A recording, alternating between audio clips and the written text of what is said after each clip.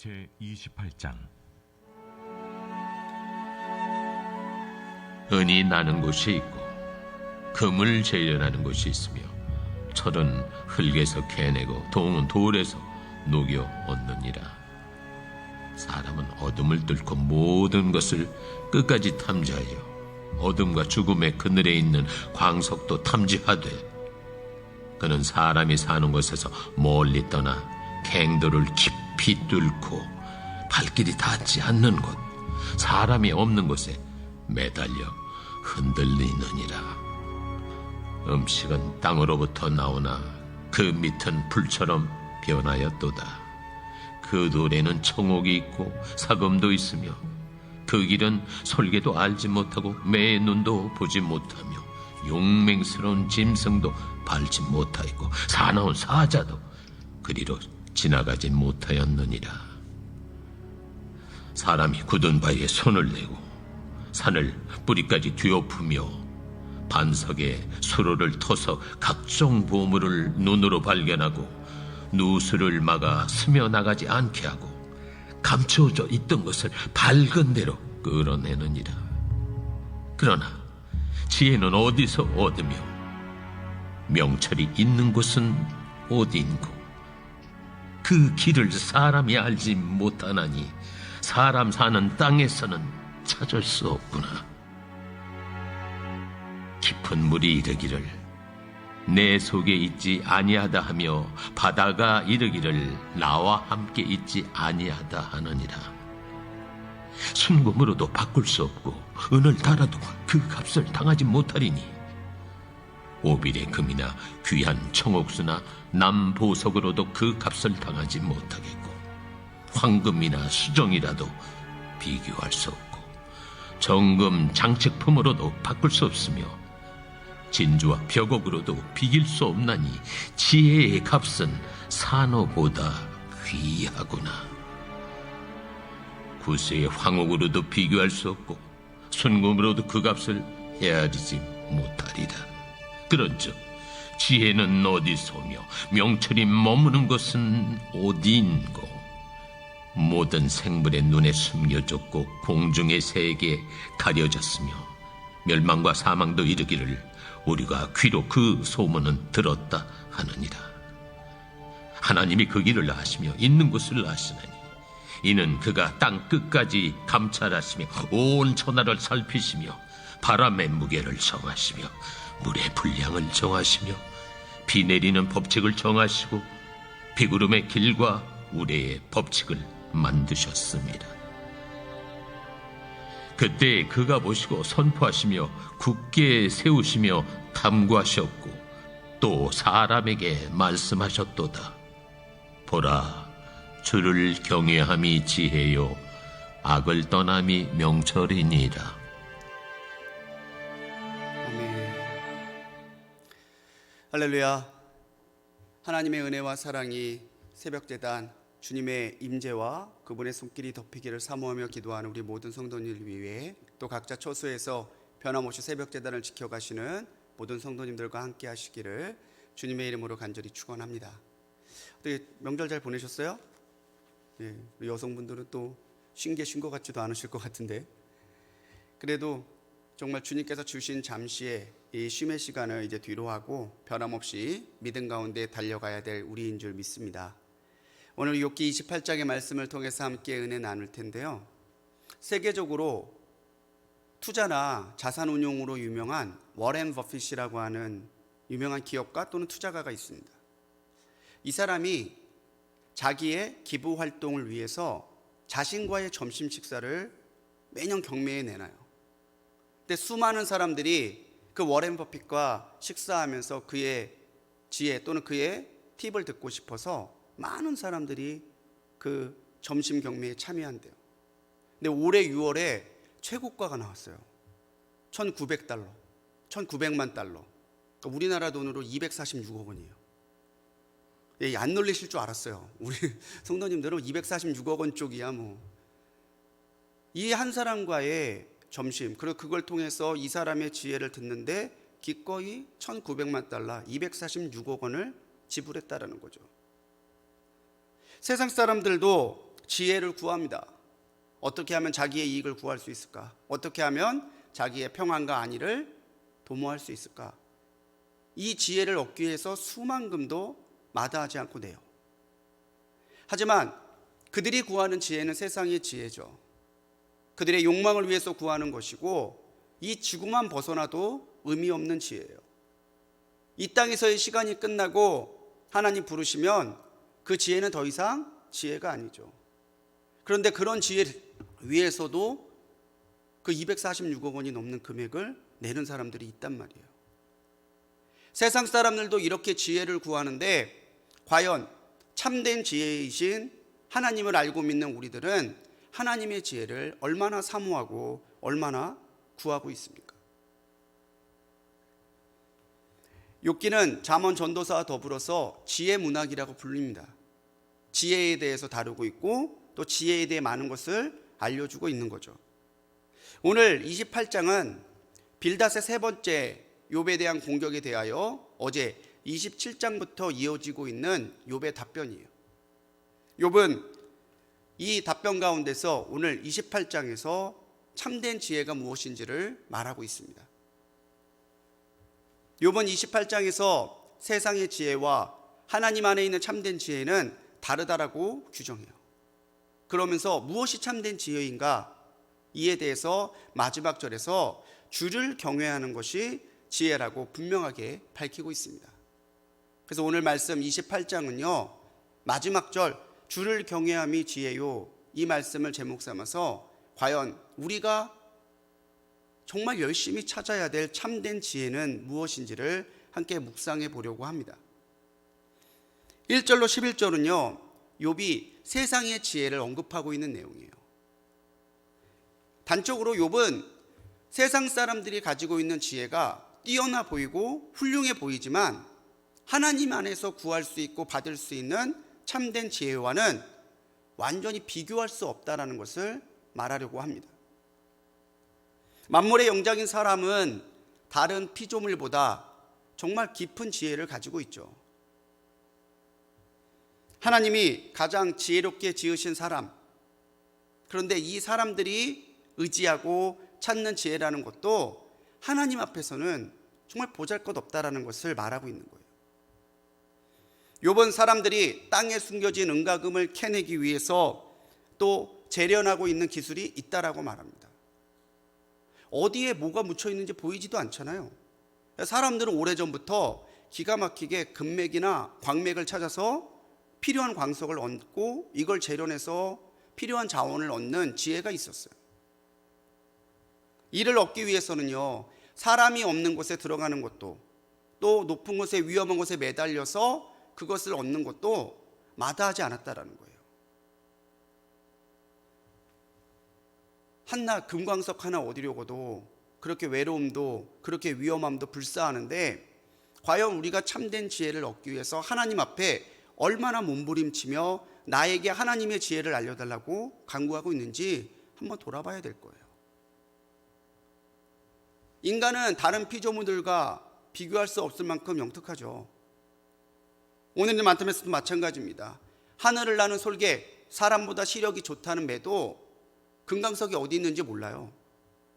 사람보다 훨씬 용맹한 사자도요, 이런 것을 어떻게 찾는 건지 거기에는 관심도 없어요. 사람만이 정말 자기의 이익 또는 세상의 것을 구하기 위한 지혜를 그렇게 찾고 거기에 노력해요. 수로를 인위적으로 파기도 하고 막기도 해서 하나님께서 감추어 두신 것을 찾아내려고 하죠. 물을 다스린다고 하는 거 이거 정말 어려운 거예요. 그냥 물이 흐르는 대로 살지 자연들은 자기의 필요 때문에 물을 끌어들이거나 물을 막거나 그러지 않는다는 거죠. 얼핏 보면 이 세상의 지혜라는 것이 정말 그렇게 대단한 것 같고 사람의 존재는 비교할 수 없을 만큼 엄청난 존재인 것 같아요. 하지만 이런 지혜들이 하나님의 지혜와는 비교할 수 없다고 욥은 말하고 있죠. 우리가 물을 다스린다고 이야기하지만 이번 태풍 때도 경험했잖아요. 한번 넘쳐 들어오니까 이거는 어떻게 할 수가 없어요. 물이 그렇게 많은데 마실 물이 없어갖고 식수를 보존하고 찾는 것도 어려운 일이에요. 우리가 지금까지 많은 과학적인 발전을 이뤘다고 생각하고 경제적인 발전을 이루었다고 생각하는데 자연재해 현상 하나에도 우리가 가진 지혜가 얼마나 무력한지가 여실히 드러나고 있다는 거죠. 그래서 우리는 세상의 지혜가 하나님의 지혜와 다르다라는 것을 알아야 합니다.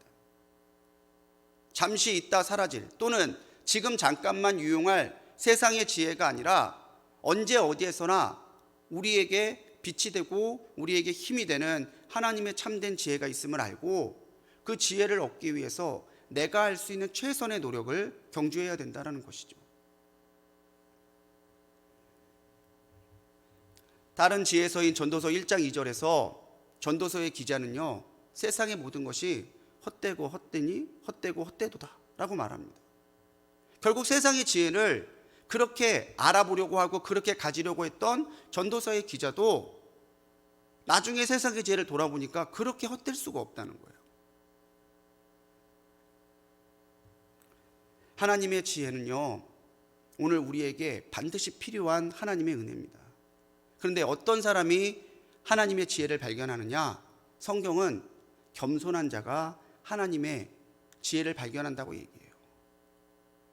내가 지혜롭다고 생각하고 이 세상의 지혜가 절대적이라고 생각하는 사람은 결단코 하나님의 지혜를 깨달을 수도 없고요, 그 지혜에 가까이 갈 수도 없어요.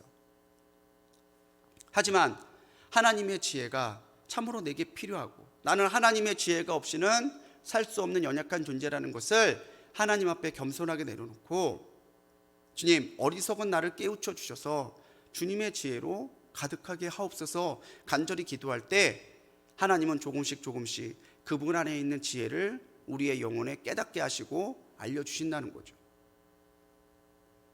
최첨단을 말하고 우주를 오가고 손에 있는 스마트폰 하나로 모든 것을 제어하는 시대라고 하지만은 아직도 우리는 하나님의 창조의 섭리 가운데 모르는 것이 많고요, 오늘 하루를 살아가면서도 단지 5분 뒤도 알 수 없는 삶을 살아가요. 우리에게 왜 하나님의 지혜가 필요한지 우리의 존재의 연약함을 생각하면 생각할수록 그 지혜를 사모하게 되고 그 지혜를 주실 수 있는 하나님 앞에 겸손해질 수밖에 없다는 거죠. 이사야 57장 15절에서 하나님은 말씀하십니다. 내가 마음이 겸손한 자와 함께 있다, 그렇게 말씀하세요.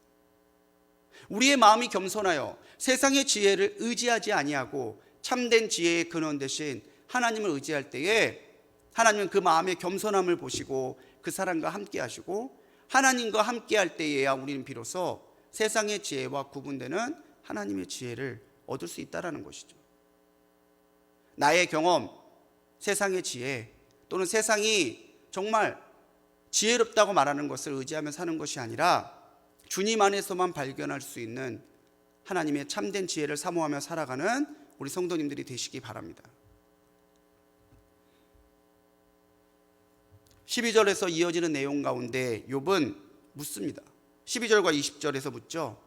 지혜는 어디에서 오고 명철이 있는 곳은 어디인가? 자, 1절부터 11절까지에 나온 그 지혜, 세상의 지혜가 한낱 하나님의 지혜 앞에서는 견줄 수도 없는 지혜라면은 진짜 참된 지혜는 어디에서 오고 참된 명철은 우리가 어떻게 찾을 수 있느냐? 이게 욥이 두 번째로 말하는 주제예요. 욥은 이 가운데서 이 말씀을 통해서요, 지혜롭다고 자부하는 인간들의 한계를 지적하죠.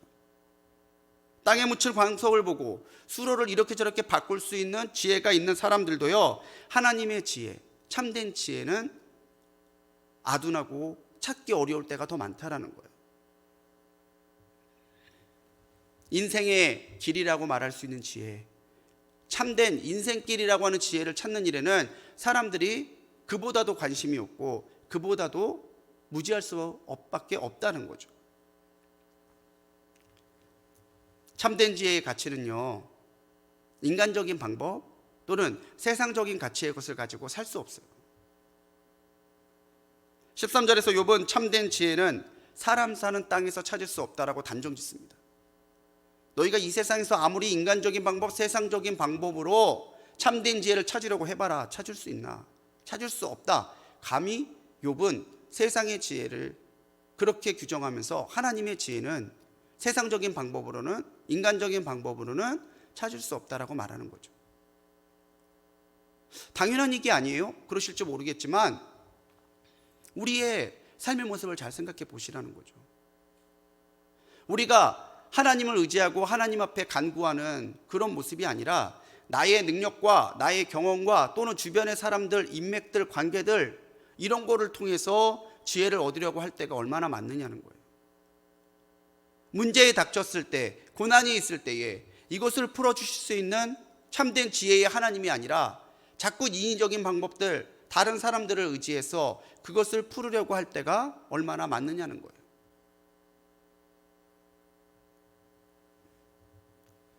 욥은요, 군뿐만 아니라 이 세상의 귀한 모든 보석을 가지고도 그 지혜는 살 수 없다라고 말해요. 잠언 8장 1절에서 잠언의 기자는요, 지혜가 부르고 명철이 소리를 높인다고 인위적으로 비유합니다. 우리가 하나님의 지혜를 인간적인 방법으로 찾을 수 없어요. 그럼 어떻게 찾아야 될까요? 잠언 이 8장 1절에서요, 지혜가 오히려 우리를 부르고 있고 명철이 우리를 찾고 있다라고 말하고 있다라는 거죠. 이 말은 무슨 뜻일까요? 하나님은 우리가 하나님의 지혜로 살기를 원하신다라는 거예요. 끊임없이 우리의 영을 자극하시고 우리가 하나님을 찾고 하나님 안에 있는 지혜를 발견하며 살기를 원하신다는 거죠. 태초부터 지금까지 하나님의 행동을 정의하자면요, 그 중에 하나는요, 부르심이에요. 아담과 하와를 부르셨죠? 끊임없이 부르시고 부르세요. 하나님은 초청하시는 분이시고 하나님은 참된 지혜로 불러주시는 분이에요. 근데 우리가 자꾸 하나님의 부르심을 따라가는 방법이 아니라 세상의 방법, 마치 금으로 지혜를 사려 하듯이, 세상의 보석을 가지고 지혜를 구하려 하듯이 자꾸 인간적인 방법으로 하나님 앞에 그 지혜를 구하려 한다는 거죠. 참된 지혜가 어디에 있고 명철이 어디에서 오느냐? 오직 한 분, 하나님 한 분밖에 없음을 믿음으로 고백하시는 우리 성도님들이 되시기 바랍니다. 전도서 12장 13절에서도 동일한 말씀이 기록되어 있죠. 여호와를 경외하는 것이 사람의 본분이라는 거예요. 우리가 하나님의 지혜를 찾아 구하는 것, 그건 선택이 아니라는 거죠. 하나님을 경외함으로 하나님의 지혜를 구하고 하나님의 지혜로 살아가는 것이 우리의 본분이에요. 우리가 본래 해야 될 일이 세상의 지혜를 따르는 것이 아니라 하나님 안에서만 발견할 수 있는 하나님의 지혜를 따라가는 거라는 거예요. 세상 사람들도 자기 이익을 위해서 세상의 지혜를 구하는데 얼마나 열심인지 몰라요. 교보문고를 한번 갔거든요. 정말 이 이면부터 저면까지가 자기계발서, 투자 이익, 세상을 지혜롭게 사는 그런 책들이에요. 거기 수많은 사람들이 있어서 그 책을 보고 있더라고요. 우리는 정말 우리에게 참된 지혜를 주실 수 있는 하나님 앞에 나가야 되는 사람들, 그것이 우리의 본분임을 기억하며 살아가야 될 줄로 믿습니다. 야고보서 1장 5절 말씀에서 사도 야고보는 말하죠. 너희 중에 지혜가 부족하거든 모든 사람에게 후히 주시고 꾸짖지 아니하시는 하나님께 구하라. 그리하면 주시리라. 하나님 안에서 참된 지혜, 참된 명철을 구하는 너무나 분명한 방법이죠. 구하십시오. 그러면 꾸짖지 아니하시고 후히 주시는 하나님이 주신다는 거죠. 우리가 하나님의 지혜를 받지 못하는 가장 근원적인 이유는요, 하나님께 구하지 않는 거예요. 하나님, 이 문제를 어떻게 해결해야 될까요?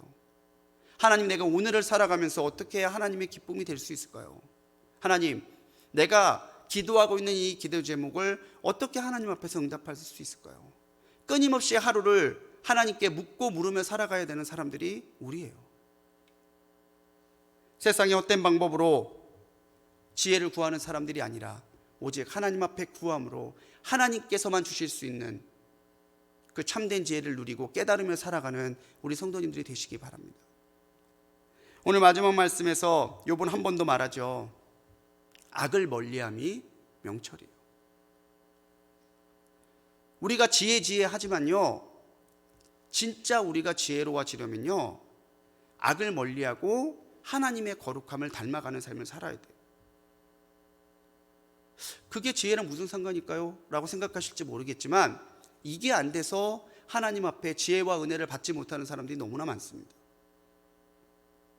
하나님 앞에 은혜를 받으려면요, 은혜를 주실 수 있는 하나님 앞에 정결하게 살아야 돼요.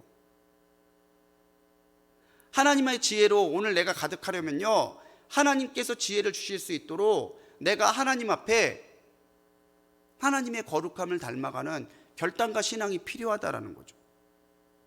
다 은혜 받고 싶습니다. 다 응답 받고 싶습니다. 다 지혜롭고 싶습니다. 그런데 모두가 다 지혜 받고 응답 받고 은혜 받는 건 아니죠. 가장 근원적인 이유 중에 하나를 보면요, 지혜를 구하고 은혜를 구하는 내 삶이 지혜와 은혜에 합당하지 않아요. 그것 때문에 하나님 앞에 응답받지 못하는 경우가 많다라는 거죠. 예전에 어릴 때 그런 적이 있습니다. 윗집 그 아주머니가 부침개 했다고 이제 위에서 베란다로 소리 지르는 거예요. 현무가 집에 있으면 접시 좀 하나 가지고 와, 부침개 줄게. 얼마나 신나요. 그래서 그릇을 하나 들고 보지도 않았어요. 그릇 들고 뛰어 올라갔는데 아줌마가 왜 그런 걸 가져왔니? 그러시는 거예요. 그제서야 봤더니 그릇에 바퀴벌레 하나가 죽어 있어요. 근데 그걸 가지고 가셔서 물에 깨끗이 씻은 다음에 물기를 없애고 거기에 부침개를 얹어서 갖다 주신 거죠. 그때는 생각 없이 지나갔는데 그 이야기가 정결함을 떠올릴 때 생각나더라고요. 주시고자 해도 그릇이 정결하지 않으면 줄 수 없어요.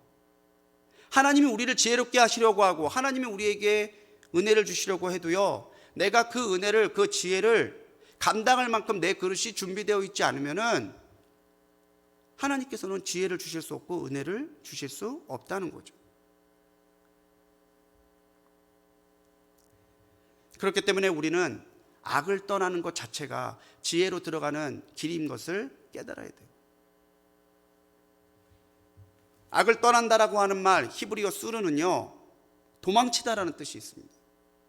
악을 피하고 악에 위축되어 살아가는 얘기가 아니라 악을 떠나는 것이, 악한 길을 떠나는 것이 마치 도망치는 것과 같은 적극적인 우리의 결단과 행동이 필요하다라는 거예요. 어쩔 수 없지, 나만 그렇게 사는 건 아닌데, 그렇게 할 것이 아니라 오늘 우리가 적극적으로 악을 피하고 악은 어떤 모양이라도 버리고자 하는 결단과 진짜 그 결단에 어울리게 사는 삶의 모습이 필요하다라는 거예요. 마치 보디발의 아내가 유혹할 때에 요셉이 겉옷을 버리고 그 자리를 벗어났던 것처럼 악이 우리를 유혹하고 악이 우리를 덮칠 때에 우리는 악에 질고 악에 함몰되는 것이 아니라 악과 맞서 싸우고 악을 피할 수 있는 결단과 정결한 삶이 있을 때 하나님께서는 그곳에 지혜를 두시고 그 사람에게 명철을 허락하신다라는 거죠. 유명한 사막 수도자였던 에바그리우스는요, 악의 공격을 받는 것은 우리의 의지와 상관없지만 악을 우리 안에 머무르지 못하게 하는 것은 우리의 결단과 믿음이다라고 말했어요. 악이 우리를 공격하는 것은 어쩔 수 없어요. 그것은 늘상 일어나는 일이죠. 그건 우리가 어쩔 수 없지만 그렇게 공격해 하고 들어온 악이 우리 안에 자리 잡도록 내버려 두지 않는 것은 우리의 결단이고 우리의 믿음의 분량이라는 거예요. 오늘도 여러분 하루를 살아가시면서 악이 달콤하게 유혹할 때에 또는 태산 같은 두려움으로 악이 나를 위협할 때에 그 악에 지지 마시고 악과 싸우고 악을 떠남으로 자신의 정결함을 지켜가시는 성도님들이 되시기 바랍니다. 바로 그 사람에게 하나님이 믿음을 인정하시고 지혜를 더해 주실 줄 믿습니다. 사랑하는 우리 성도님들, 우리가 하나님 앞에 믿음으로 살아가면 하나님께서는 지혜를 주십니다. 세상을 의지하고 세상의 지혜를 따라 살아가면 세상의 사람이 되겠지만 하나님의 지혜를 사모하고 하나님의 지혜를 따라가고 하나님의 지혜를 받기에 합당하도록 나를 지켜 정결하게 살아가면 하나님은 점차로 그 사람이 하나님의 지혜의 사람이 되도록 바꾸어 가시고 변화해 가신다는 거예요. 오늘도 하나님께 복종함으로 악과 싸워 승리하고 오늘도 하나님 앞에 겸손하여 그 지혜를 구함으로 나의 지혜, 세상의 지혜가 아니라 하나님의 지혜로 충만하여 살아가는 우리 복된 성도님들 되시기를 주님의 이름으로 간절히 축원합니다. 기도하시겠습니다. 지혜의 근원 되신 하나님, 우리가 세상의 것이 지혜라고 착각하지 않게 하시고 하나님을 경외함으로 참 지혜를 얻고 악을 멀리하는 삶으로 하나님의 명철을 받게 하옵소서. 우리가 세상 가운데서 유혹받을 때 우리를 긍휼히 여기셔서 우리에게 지혜와 능력을 주사 영적인 전쟁에서 승리하게 하옵소서. 세상의 지혜가 나의 이익이 된다 하여 하나님의 지혜를 버리지 않는 정말 그런 어리석은 자 되지 않도록 인도하여 주시고, 세상이 판단하고 함부로 말하는 것에 우리의 마음을 빼앗기지 않도록 지켜 주옵소서. 오늘 이 새벽제단에 드린 귀한 주님께 드린 예물이 있습니다. 모든 것이 하나님의 은혜임을 고백하며 드리는 이 예물을 기쁘게 받으시고 범사에 감사가 넘치도록 은혜의 은혜를 더하여 주옵소서. 오늘도 우리를 하나님의 지혜로 살아가는 참된 승리의 성도가 되게 하시고 우리를 통해 하나님만이 참 지혜이심을 영광받도록 인도하여 주실 줄 믿사옵고 우리를 구원하신 예수님의 이름으로 간절히 기도합니다. 아멘.